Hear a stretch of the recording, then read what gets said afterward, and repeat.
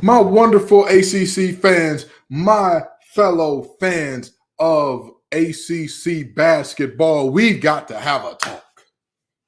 We've got to have a talk because right now there is slander, outright slander and nastiness being thrown at the ACC in terms of how good or bad the conference is. That's got to be said. I've got to have that conversation because at this point it's getting out of hand. I talked about this a little bit with Candace Cooper on Monday. She's not going to be here today because she has some prior engagements that she has to work out. But I'm telling you right here, right now, we are going to break down three very important parts of why I am looking at this conference and saying, relax, everything's fine, everything's okay. Let's not lose our heads here. We're going to break down all that and more on today's episode of Locked On ACC. You are Locked On ACC, your daily podcast on the Atlantic Coast Conference. Part of the Locked On Podcast Network, your team every day.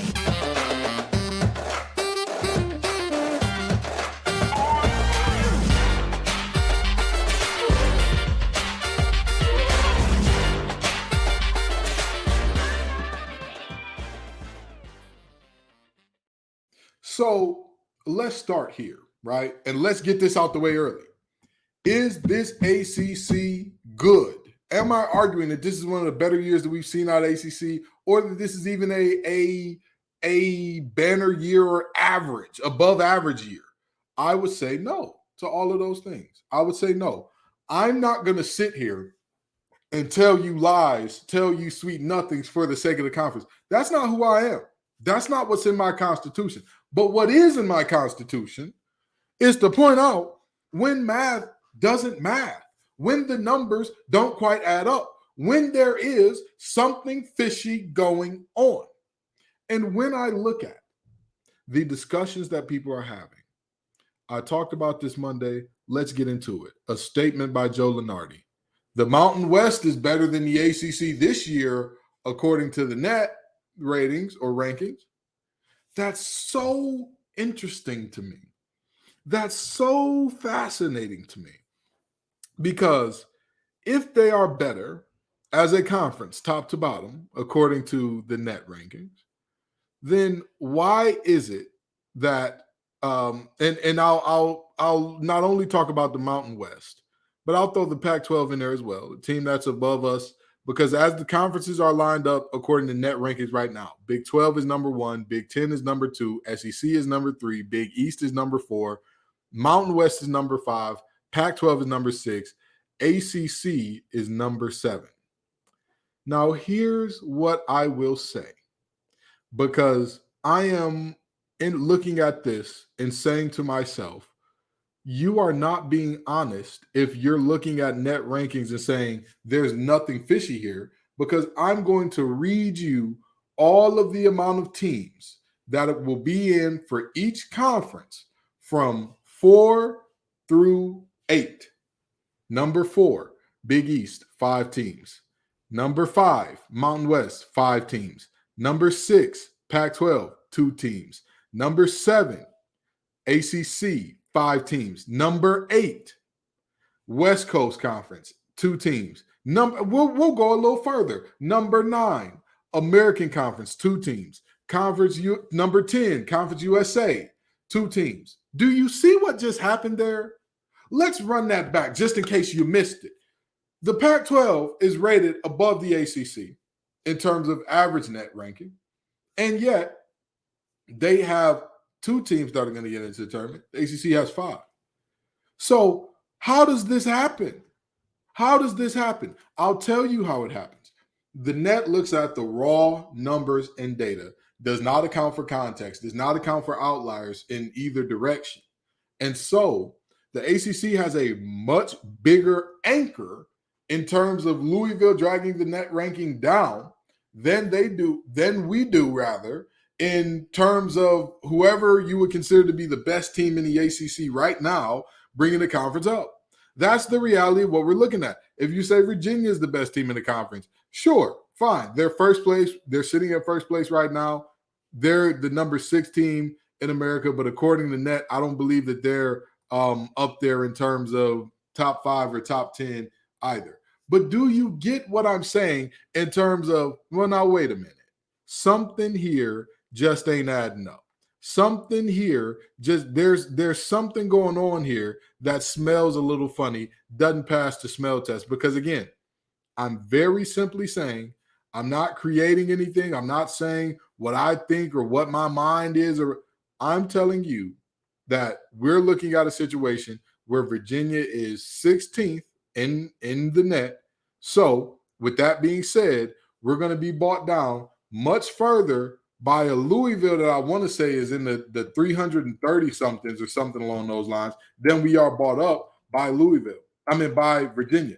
And so to me, it's not exactly fair to say, oh, well, this team or this conference is a terrible conference this year. They're horrible. They're worse than this conference. They're worse than that conference. Because again, I just broke down the numbers to you now.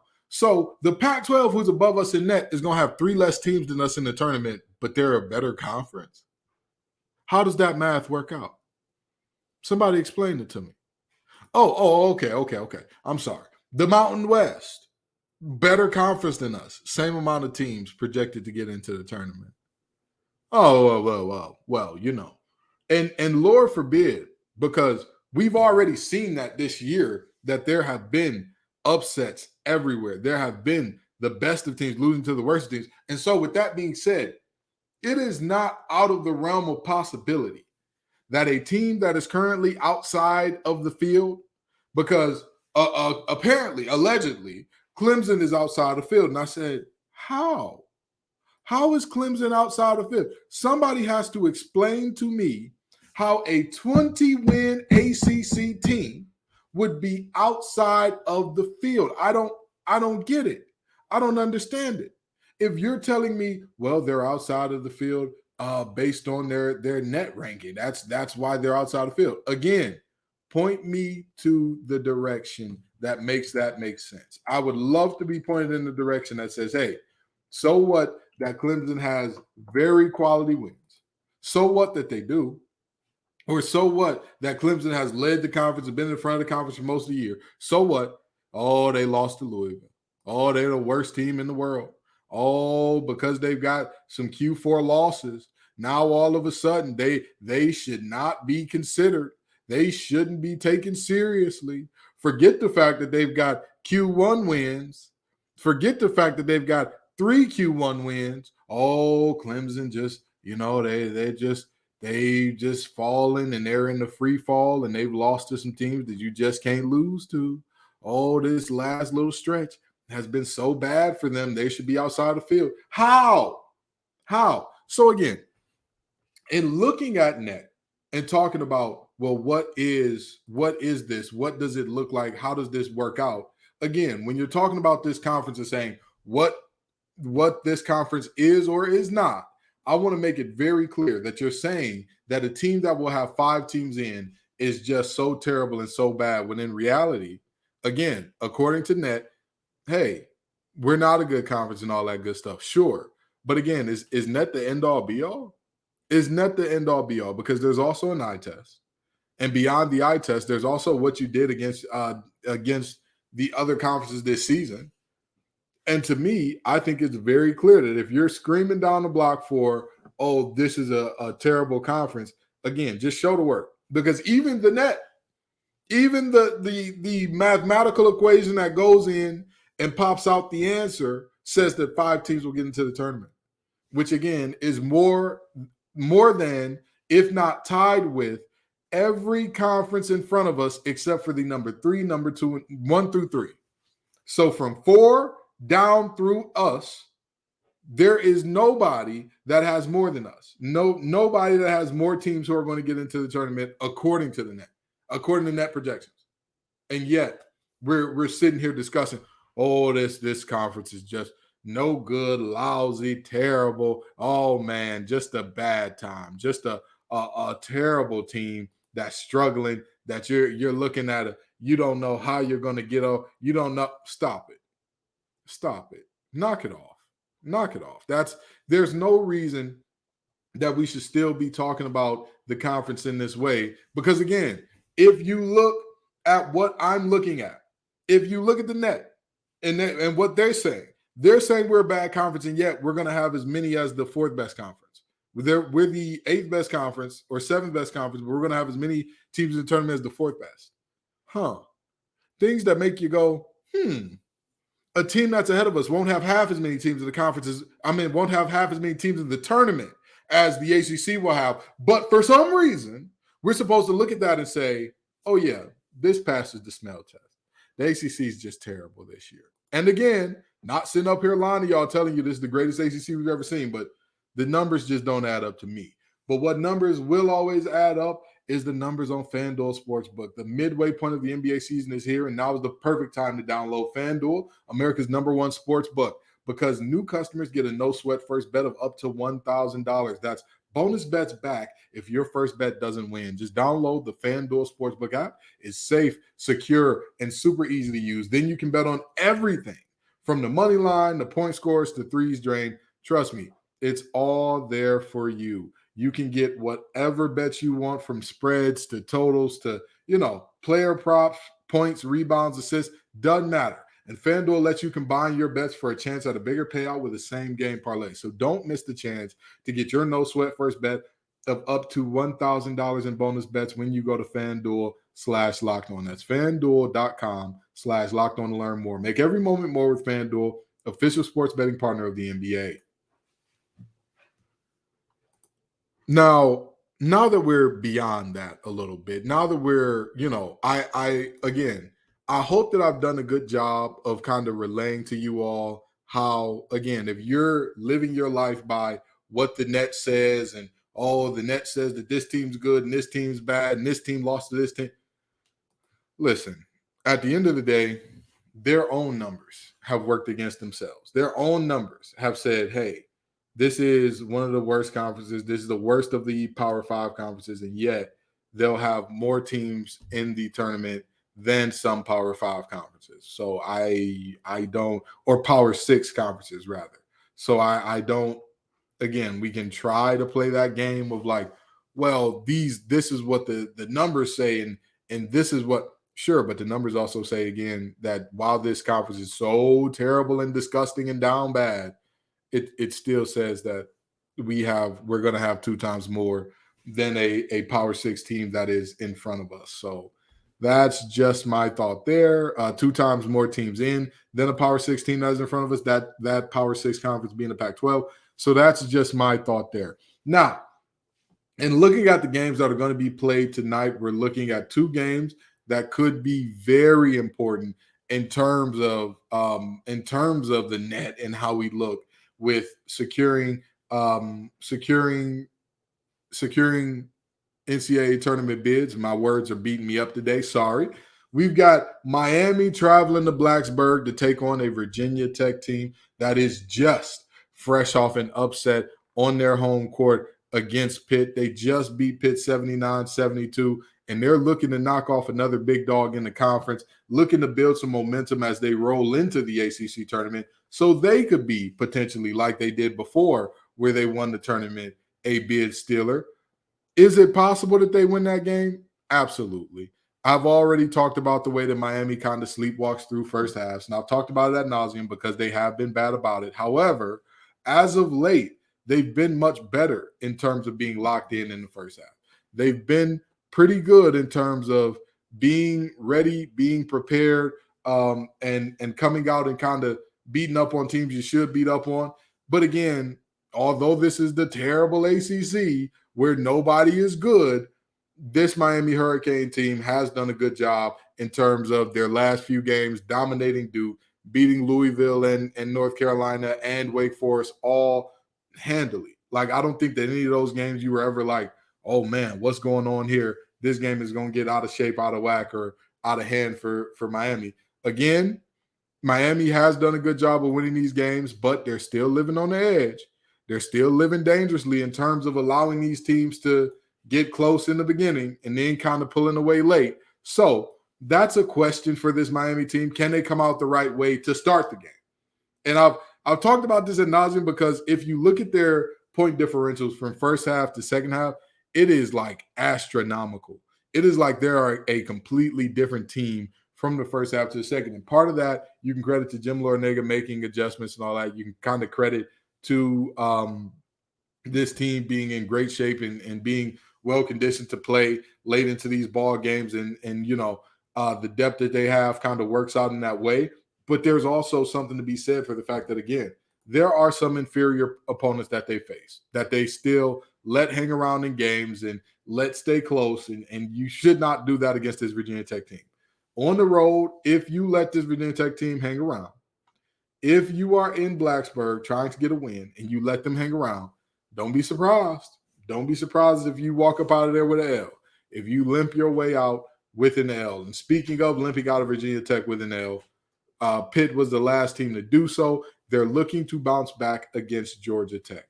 Now, here's the thing. Georgia Tech is another team that, at the end of the day, this game here, Pitt, 12-point favorites.